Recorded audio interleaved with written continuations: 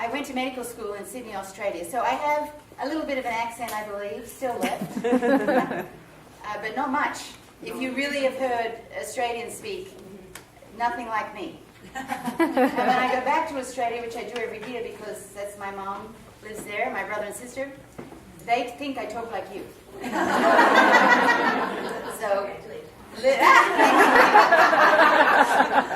I do come from Australia, and one of the things I like in this information tonight is not exactly left brain, concrete, linear, just to give you a little heads up. So I like to use a metaphor, and one of my favorite movies of all times, and hopefully yours too, is The Wizard of Oz.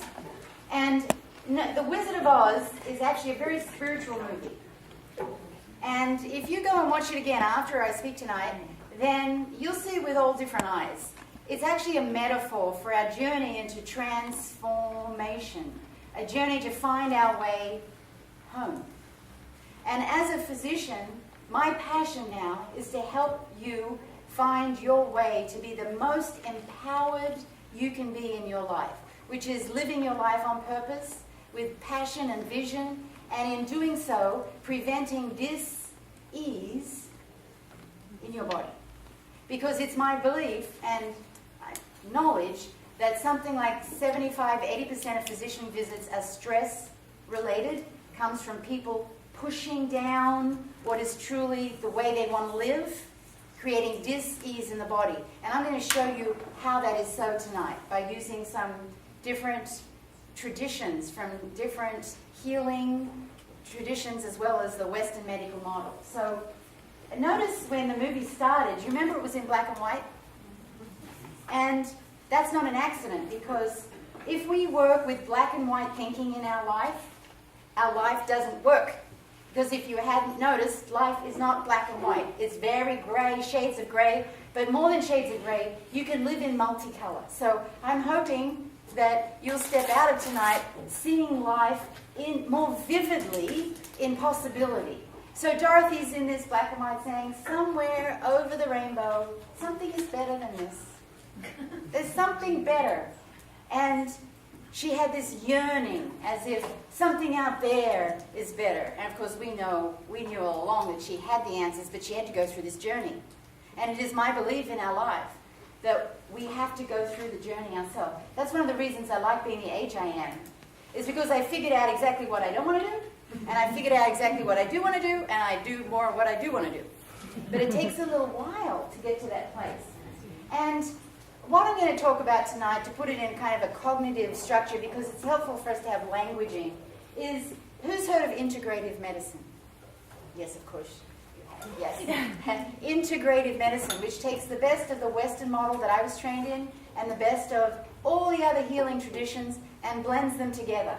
And the way I was trained is a more mechanistic, black and white model, which it uses surgery and ER medicine and medication and wellness measures like body fat and blood pressure and all that good stuff, cholesterol. And all of that is good, but it's not enough. We have to blend with that other traditions, and for want of a term, let's just call it mind-body. And I wasn't trained in this in Western medicine. How do our friends, how do our social connections impact our health? How does our faith, how does having a sense of something bigger than ourselves impact our health? Because, there's huge research in both of these areas. We just don't hear about it because we live in a very pharmaceutical-driven medical culture in this country. So it's up to us, each of us, to integrate this into our healing practice. Our family, I like the actual F's, friends, faith, family, feelings. How do our emotions impact our health? And of course that emotion of forgiveness. If you are choosing not to forgive, it shuts down, particularly the heart area. Contracts, shuts down, and you can have a heart attack just from having feelings of resentment and anger and hostility. So we're going to talk a little bit about feelings and, of course, fun. And I know you all know how to have fun. You're part of the Grateful Goddess movement. And, of course, fun and laughter is all an important part of life. So that is just a beginning for you of what integrative medicine. I could put there acupuncture, I could put there Mia dancing, I could put there massage, all of these things, because there's huge research in all of them. And I'm going to kind of bring in a model today of how you can look at each of these in a more concrete way. So the first thing, as we move into this medicine from the inside out, is this physical body we have. It might seem like it's fixed and has a form, but in fact, it's energy, constantly energy, ever changing. We shed our skin every 7 years. And that's the first principle of understanding that we can change, because we are a field of vibrational energy. Who believes that? Okay, all right, just checking to see. Right, you're with me so far. It just appears as solid and motionless. But everything begins with a thought. This is one of the biggest cues of information that I remember when I worked in the mind-body field.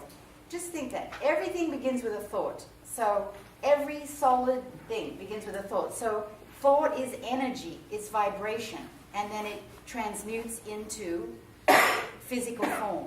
So in this vibrational medicine, mind-body becomes one word. And in fact, the word for mind I like is multiple information network. Because the mind and the body are interconnected. The mind is in every cell of the body. So that means our thoughts and our emotions can shift our physical body. And your state of mind, your consciousness, affects your physical body and performance. So I know you all know that too, correct? Okay. If you answered yes to the vibration, then you know about mind-body medicine. So some evidence of that. Butterflies in the stomach. Reactions like that, butterflies in the stomach, heart racing. So just a thought. You haven't done anything. I haven't asked Randy to stand up there. But you have a reaction. So just from a thought. Or diarrhea under stress, not such a pleasant thought, but why does that happen?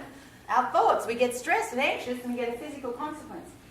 Good news, laughter and pain relief. Norman Cousins, who wrote that book, Anatomy of an Illness, used Marx Brothers movies as pain relief better than any medication that he could take. So laughter and pain relief. Now this is a slide that I absolutely want you to get. So here we have the spinal cord here. And in Western medicine, we have these nerve bundles at different parts of the spinal cord. Here's one down here. Here's 2, 3, 4, 5, 6. And think about, what are nerves anyway? Nerves are conductors of energy. And so nerve bundles are collections of conductors of energy.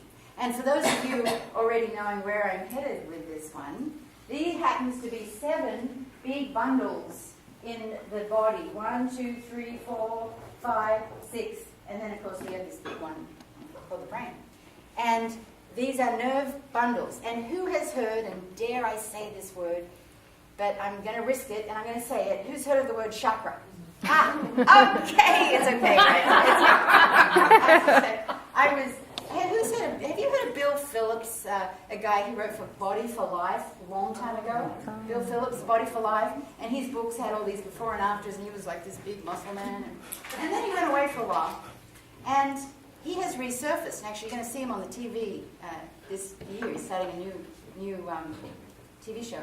And showing you this transformation that can happen. He had a near-death experience a couple of years ago. It was actually a drowning in Hawaii. He claims that he did drown. And he went from being an atheist to wondering, what is this all about? And he spent a couple of years searching, going and healing different spiritual traditions. And he has resurfaced in his work to include not just the physical body that he was so buff and this is what it's about, exercise and diet, to this whole integrated consciousness piece. And as accident would happen, as if you believe in that, and I don't, I got this call from a speakers bureau, because they have bureaus that book me to speak, like when I came to the governor's, that was a speakers bureau booking. And they said, are you available on this date? It was like a couple of months ago in Dallas, Texas. I said, yeah, I'm available. They never tell you who it is. They just want you to see if you're available on the date. So then they talked to the client, and I guess the client liked me. So then they told me it was Bill Phillips. He was doing this transformation conference in Dallas. and he wanted me to talk about medicine from the inside out.